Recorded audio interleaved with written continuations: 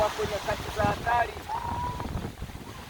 maana watu watakuwa wenye kujipenda wenyewe, wenye kupenda fedha, wenye kujisifu, wenye kiburi, wenye kutukana, wasiotii wazazi wao, wasiokuwa na shukrani, wasio safi, wasiopenda wakwao, wasiotaka kufanya suluhu, wasingiziaji, wasiojizuia, wakali, wasiopenda mema, wasaliti, wakaidi, wenye kujivuna, wapendao anasa kuliko kumpenda Mungu, wenye mfano wa utauwa, lakini wakikana nguvu zake. Hao nao jiepushe nao. Jina la Bwana libarikiwe kwa kusoma kwa neno lake. Amen. Mungu wa mbinguni anatutahadharisha juu ya wakati tunaoishi, akituonyesha tabia za wakati wa hatari tunaoishi, na leo tunaona wakati akionyesha mambo haya, wapendwa hawa walichukua hatua ya kufikia mambo haya, kwa kuwa wamesikia ya kwamba Mungu anasema wajiepushe na watu wenye tabia za wakati wa hatari. Kwa hiyo leo wanajiepusha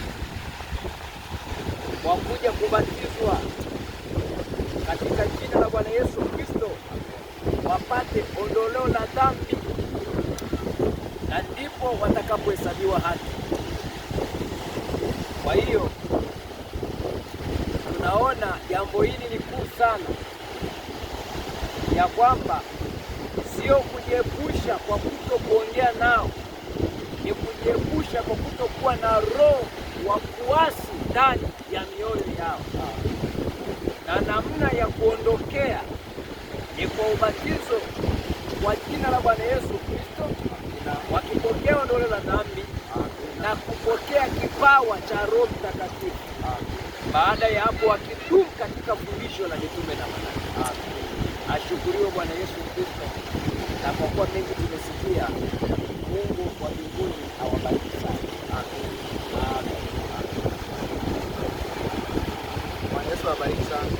Tunashukuru sana kwa neno na maelezo hayo ambayo yamejaa uhalisia na ukweli, kwamba tunaita kujiepusha na shauri lao hao watu wasiofaa, wasiotaka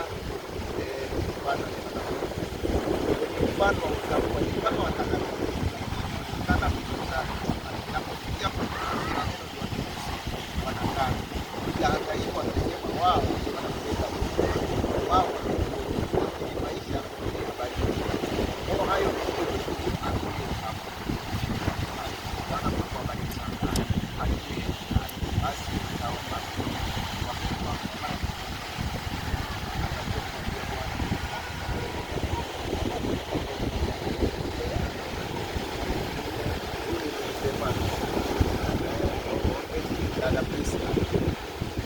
sasa tuombe kwa ajili sasa tunaanza mnada hapo, baadaye watapata kubariki. Amen.